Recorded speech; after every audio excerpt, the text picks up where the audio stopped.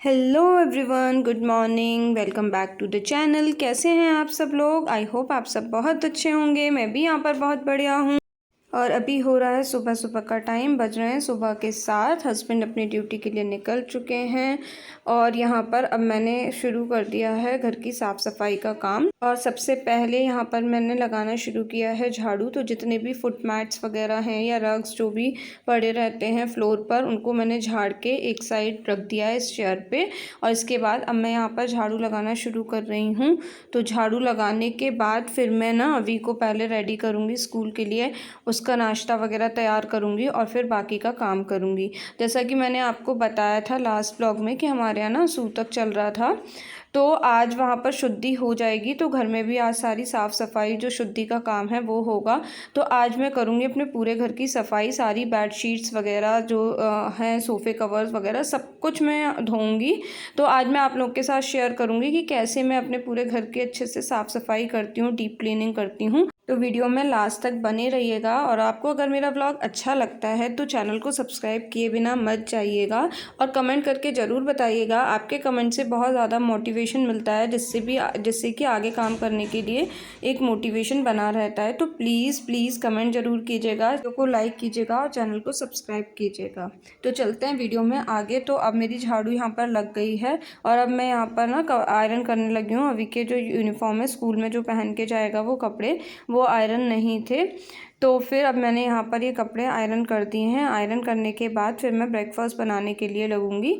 तो आज मैं ब्रेकफास्ट में बना रही हूँ दाल के पराठे। आप लोग सोच रहे होंगे कि कितना दाल के पराठे बनाते हैं। तो हाँ, जब भी मेरे पास दाल बच जाती है तो मैं दाल के पराठे बना लेती हूँ। इस तरीके से दाल भी यूज़ हो जाती है और थोड़ा सा ना पौष्टिक भी हो जाता है, क्योंकि बच्चे ऐसे तो दाल अच्छे से खाते नहीं हैं, थोड़ी बहुत खाते हैं, तो पराठे में वो अच्छे से खा लेते हैं।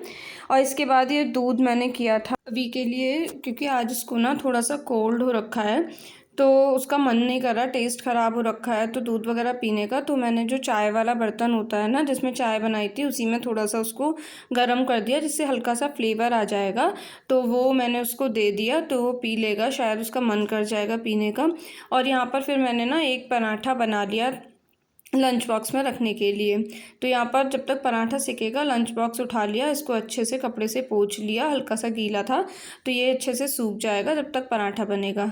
तो बस यहाँ पर मेरा पराठा बन जाएगा। पराठा बनाने के बाद मैं लंच बॉक्स साथ के साथ पैक कर दूँगी और उसके बाद जाऊँगी उसको रेडी करने के लिए। तो ये पराठा मेरा यहाँ बन गया। इसके बाद मैं लंच बॉक्स में उसको पैक कर दूँगी। आज ज़्यादा कुछ नहीं रखनी हूँ क्योंकि उसका वैसे ही मन नहीं कर रहा है खाने का।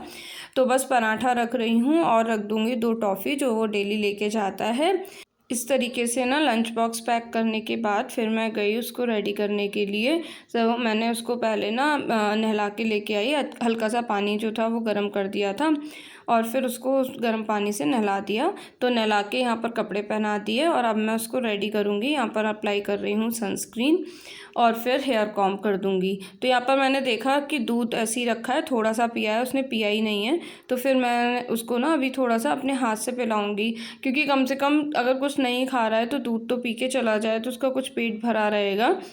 तो यहाँ पर मैं फिर ना अब उसको अपने हाथ से दूध पिला रही हूँ।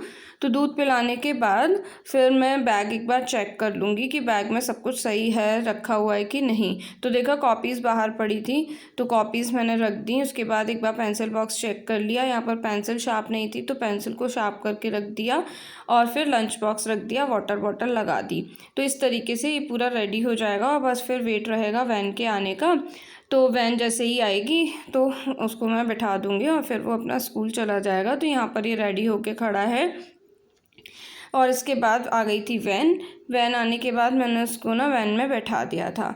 तो वैन में बैठाने के बाद फिर मैंने ना हेयर ऑयल करे अपने, क्योंकि डायरेक्ट फिर ना वही साफ़ सफाई का काम नहीं करते हैं, कोई भी घर से जाता है तो फिर मैंने साफ़ सफाई का काम शुरू नहीं किया। फिर मैंने पहले ऑयलिंग कर ली थी क्योंकि हेयर वॉश करना है। तो ऑयलिंग करने के बाद फिर मैं यहाँ पर आ गई बाथरूम में मशीन लगाने के लिए। तो मैंने मशीन में पानी डाल दिया, सर्फ डाल दिया और उसके बाद जितने भी वाइट जो कपड़े होते हैं, सारे जितने भी वाइट्स थे वो सब मैंने फर्स्ट राउंड में में डाल दिए और अब मैं शुरू करूँगी सारा साफ़ सफाई का काम। तो सबसे पहले यहाँ पर मैं आ गई हूँ ड्राइंग रूम में। तो ड्राइंग रूम में ये दीवान की बेडशीट हटेगी, ये बेडशीट चेंज होगी, दूसरी धुली हुई बिछेगी। तो सबसे पहले मैंने ये उठा ली बेडशीट और इसी बेडशीट से ना अच्छे से झाड़ के इसका जो गद्दा है वो झाड़ दिया, इससे उसकी धूल निकल जाएगी। तो धूल निकलने के बाद, गद्दा झाड़ने के बाद, अब यहाँ पर ये मैंने ले ली धुली हुई बेडशीट, इसको मैं बिछा दूंगी और बिछा के अच्छे से चारों तरफ से ना दबा दूंगी, जिससे कि वो जब इस पे बच्चे बैठेंगे या कुछ भी करते हैं, हम लोग बैठते हैं, तो वो निकल जाती है, तो वो निकले ना। तो अच्छे से गद्दे के नीचे इसको चारों तरफ से मैं दबा दूंगी। तो ये बेडशीट दबाने के बाद, बेडशीट बिछाने के बाद जो बारी आती है वो आती है ये कुशन कवर्स की। कुशन कवर भी काफ़ी गंदे हो गए थे, तो ये मैंने सबसे पहले यहाँ से ना कुशन कवर उतार दिए और इन कुशन कवर को भी धुल जाएंगे और दूसरे यहाँ पर मैं कुशन कवर लगा दूंगी। तो कुशन कवर उतारने के बाद फिर ये जो पांडा है ये मैंने इसे रख दिया अपनी जगह पर, और ये जो कुशन्स हैं इनमें भी थोड़ी डस्ट सी हो गई थी, इन्हें भी अच्छे से हाथ से झाड़ के इनकी डस्ट निकाल दी और सोफ़े के कवर निकाल लिए। सोफ़े के कवर से उनको एक बार गद्दी वगैरह को झाड़ दिया और फिर मैं यहाँ पर ना वही वाले वो कुशन साफ़ हैं, कुशन कवर साफ़ है, तो उनको नहीं चेंज कर रही हूँ। जो दीवान वाले थे उनको बस चेंज कर रही हूँ। तो यहाँ पर मैंने ना कुशन कवर लगा दिया दीवान वाले कुशन पे। और सोफ़े पे ना अब मैं थोड़े दिन ना बिना कवर के रखूँगी, थोड़ा चेंज भी अच्छा लगता है। हमेशा कवर डले रहते हैं ना, तो फिर अब बिना कवर के देखो तो अच्छा सा लगता है। तो इसलिए मैंने ना अभी यहाँ पे कवर नहीं डाले हैं सोफ़े पे, जो अभी डले हुए थे वो वाले कवर धुल जाएंगे तो थोड़ा सा चेंज भी लगेगा, एक रिफ़्रेशिंग लुक आ जाता है। तो बस इस तरीके से छोटे छोटे चेंज कर दो तो हमें ना एक काफ़ी अच्छा सा रिफ़्रेशिंग लुक मिल जाता है। तो मैंने सोफ़ा वगैरह सब झाड़ दिए थे, कुशन कवर्स लगा दिए दीवान वाले और सोफ़े के कुशन ऐसे ही लगा दिए अच्छे से झाड़ के साफ़ करके, और टेबल की भी फिर डस्टिंग कर दिया। और जितने भी वहाँ से वो कपड़े, बेडशीट, कुशन, सोफ़ा कवर वगैरह निकले वो सब मैंने बाथरूम में ला के डाल दिए। इसके बाद यहाँ पर आ गई मैं बाहर लॉबी एरिया में। तो यहाँ पर जो ये मेरी टेबल है यहाँ पे अब मैं इसकी सफाई करूँगी। तो सबसे पहले यहाँ पर ना कपड़े रखे हुए थे हस्बैंड के प्रेस करे हुए, वो मैंने अंदर रख दिए, उनको मैं अलमारी में लगा दूँगी। और यहाँ से सारा सामान हटा रही हूँ। ये बुक्स हैं जो डेली यूज़ होती हैं, तो इनको मैंने हटाया पहले। इसके बाद जो भी इस टेबल पे सामान है वो सब मैंने हटाया, अभी फ़िलहाल के लिए यहाँ फ्रिज पे रख दिया है। और यहाँ पर जो ये कवर डाल रखा है इसको भी मैं हटा दूँगी और ये भी धुल जाएगा। और फिर अभी मैं ना कोई कवर इस पर नहीं डालूँगी, तो थोड़ा सा चेंज यहाँ पर मुझे मिल जाएगा। इसके बाद मैंने ये थोड़ा गीला कपड़ा लेके अच्छे से टेबल को पोंछ लिया, जिससे कि जो भी डस्ट वगैरह है वो सब साफ़ हो जाएगी। तो ये टेबल को मैंने यहाँ पर पोंछ दिया, अच्छे से सेट कर दिया। सेट करने के बाद अब वही जो सारा सामान यहाँ पे रखा हुआ था उस सामान को लेके एक एक सामान को अच्छे से मैं ना इसी गीले कपड़े से पोंछ दूँगी और पोंछ के उसको उसकी जगह पर लगा दूँगी।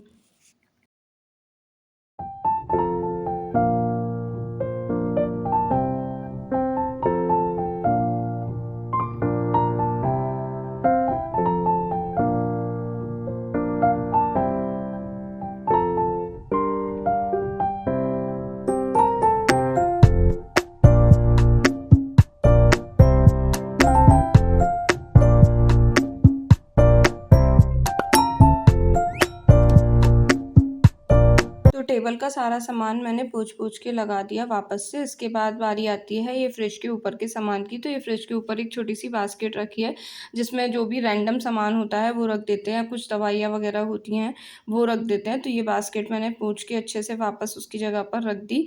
और फ्रिज के ऊपर से जितना भी सामान था वो सारा सामान मैंने हटा के एक बार वहाँ पर अच्छे से पोंछ दिया। तो अच्छे से यहाँ पर पोंछ देंगे तो ये है कि सारी जो डस्ट वगैरह है वो सब साफ़ हो जाएगी। और कुछ एक्स्ट्रा सामान अगर इकट्ठा हो जाता है या क्लटर इकट्ठा हो जाता है तो इस तरीके से वो भी हट जाएगा, वो सब सामान डिस्कार्ड कर देंगे।